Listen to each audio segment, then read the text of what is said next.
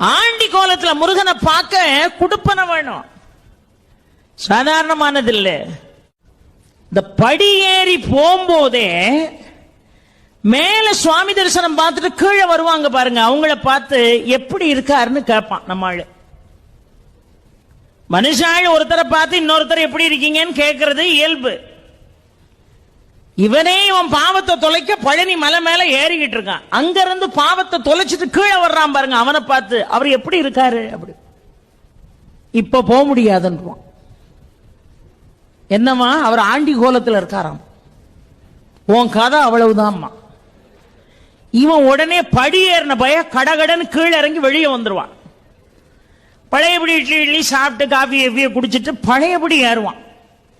ஒரு 2 மணி நேரம் கழிச்சு இப்ப எப்படி இருக்காரு, இப்ப போகலாம். அங்கிருந்து வர்றவன் என்னவா ராஜ அலங்காரத்தில் இருக்கார். உடனே குடுகுடுன்னு அந்த ராஜ அலங்காரம் முடியறதுக்குள்ள ஓடி போய் தரிசனம் பண்ணிடணும்னு போவான். பெரியோர்களே, பூர்வ ஜென்ம புண்ணியம் செஞ்சிருந்தா மட்டும்தான் ஆண்டி கோலத்தை தரிசிக்க முடியும்.